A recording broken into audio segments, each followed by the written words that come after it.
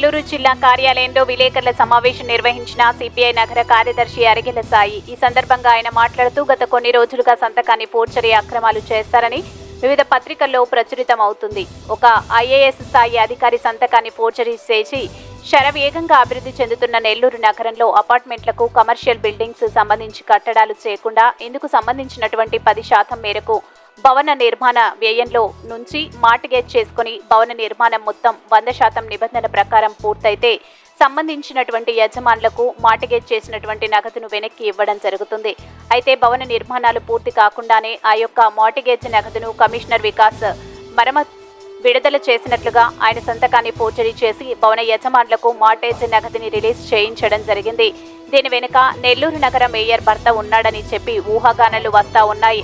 మరోవైపు ప్రధాన రాజకీయ నాయకులు కూడా దీని వెనుక ఉన్నారని జిల్లా మొత్తం కోడెక్కొస్తుంది. ఒక ఐఏఎస్ స్థాయి అధికారి సంతకాన్ని ఫోర్జరీ చేసిన వెంటనే అధికారి వారి మీద క్రిమినల్ చర్యలు తీసుకోవాల్సిందిగా సంబంధించిన పోలీస్ స్టేషన్లో ఫిర్యాదు చేయకుండా విచారణ చేపిస్తున్నా అని చెప్పేసి పరోక్షంగా ప్రకటన ఇవ్వడం జరిగింది. కమిషనర్ దీని మీద మీడియా ముఖంగా ప్రజలకు వివరణ ఇవ్వలేదు. ఒక శాసనసభ్యుడి ప్రధాన అనుచరుడు కార్పొరేటర్గా ఉన్నటువంటి వార్డులో ఈ అక్రమాలు ఎక్కువ జరిగాయని తెలుస్తుంది. ఏ రాజకీయ ఒత్తులకు తలొక్కకుండా పక్షపాత ధోరణి లేకుండా విచారణ జరపడంతో పాటు తక్షణమే ఈ ఫోర్జరీ సంతకాలు చేసిన వారి మీద చట్టపరంగా క్రిమినల్ కేసులు నమోదు చేయాలి. వారి మీద క్రిమినల్ కేసులు నమోదు చేయకపోతే ఈ విషయంలో కమిషనర్ మీద కూడా లేనిపోని అపోహలు ప్రజల్లో నెలకొనే పరిస్థితి ఉన్నది. దీనిపై వీలైనంత త్వరలో చర్యలు తీసుకోకపోతే భారత కమ్యూనిస్టు పార్టీ సిపిఐ పోరాటాల ద్వారా న్యాయపరంగానూ ఈ చర్యలను బహిర్గతం చేసి ప్రజాధనాన్ని దుర్వినియోగం కాకుండా ఎప్పటికప్పుడు ముందుంటామని తెలియజేస్తున్నాం. ఈ కార్యక్రమంలో సిపిఐ నాయకులు వి రామరాజు, బాటంబేటి నాగేంద్రబాబు, పి లీలామోహన్, మక్తయార్ తదితరులు పాల్గొన్నారు. ఇటీవల జరిగిన రాష్ట్ర శాసనసభ ఎన్నికల్లో తెలుగుదేశం వాళ్ళ కూటమి ఘనంగా సాధించింది. చంద్రబాబు నాయుడు గారికి, రాష్ట్ర ముఖ్యమంత్రి, ఆయన మంత్రివర్గ సహచరులకి, గెలిచిన ఎమ్మెల్యేలు అన్ని పార్టీల వాళ్ళు కూడా భారత కమ్యూనిస్ట్ పార్టీ తరఫున, నగర సమితి తరఫున శుభాకాంక్షలు తెలియజేస్తా ఉన్నాం. రాక్షస పాలన అంతమొందిస్తామని చెప్పని జగన్మోహన్ రెడ్డి ప్రభుత్వాన్ని గద్దెదించి అత్యధిక మెజార్టీతో తిరిగి అధికారంలోకి వచ్చిన చంద్రబాబు నాయుడు గారు ప్రతిపక్ష నాయకుల మీద దౌర్జన్యాలు కాకుండా, కక్ష సాధింపు చర్యలు కాకుండా ప్రజలకు ఇచ్చిన హామీలని, సూపర్ 6 పేరుతో ప్రజలకు ఇచ్చిన హామీలని ఖచ్చితంగా నెరవేరుస్తాడని చెప్పని చిత్తశుద్ధితో మేము భావిస్తూ ఉన్నాం. అదేవిధంగా ఇటీవల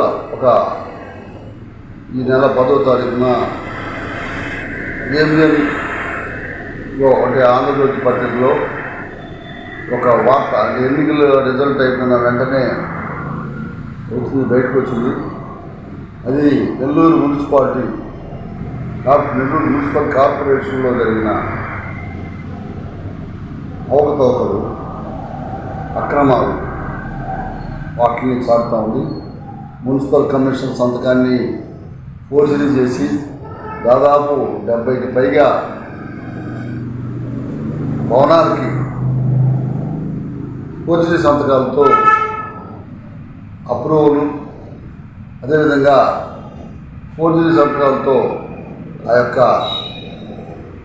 తనఖా, ఏ భవనాన్ని కడితే 10%, ఒక భవనంలో 10% కన్స్ట్రక్షన్ కట్టడంలో 10% మున్సిపాలిటీ కార్పొరేషన్కి తనఖా చేయాల్సి ఉంటుంది. ఆ తర్వాతనే అన్ని చట్ట ప్రకారం ఉంటే, కట్టడంలో అన్ని ఎలాంటి డీవియేషన్స్ లేకుండా ఉంటే అవన్నీ సరిగా ఉన్నాయని సంబంధిత ప్లానింగ్ అధికారులు సర్టిఫై చేసిన తర్వాత ఆయన ఆ బిల్డింగ్కి ప్లాన్ అప్రూవ్ అవుతుంది. అది పద్ధతి.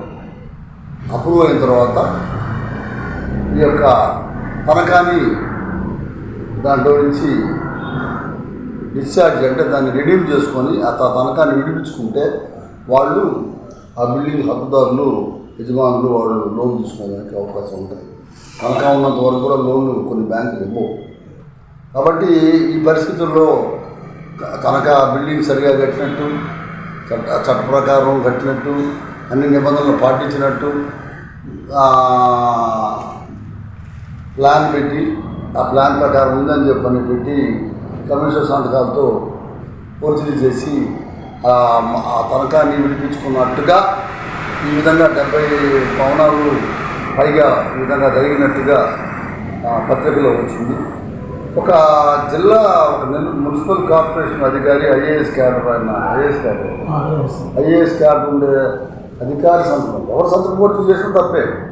ఐఏఎస్ క్యాడర్ ఉన్న అధికారి సంతకం ఫోర్జరీ చేస్తే ఈ రోజు వరకు కూడా ఆ సంబంధిత అధికారి అయ్యా నా సంతకం ఫోర్జరీ జరిగింది, ఇది నేను సంతకాలు పెట్టలేదు, ఈ అప్రూవల్స్ కానీ కూడా ఇది ఫోర్జరీ జరిగిందని చెప్పని ఒక పోలీస్ కంప్లైంట్ ఇవ్వకపోవడం మాత్రం ఇది నిజంగా ఆ అధికారుల మీద ఆ అధికారుల ఉదాసీన వైఖరి కానివ్వండి, లేదంటే ఆ అధికారుల మీద రాజకీయ ఒత్తిడి ఏదైనా ఉందేమో కానీ ఇది చేయకపోవడం మాత్రం ఫిర్యాదు చేయకపోవడం మాత్రం అది ఖచ్చితంగా తప్పు.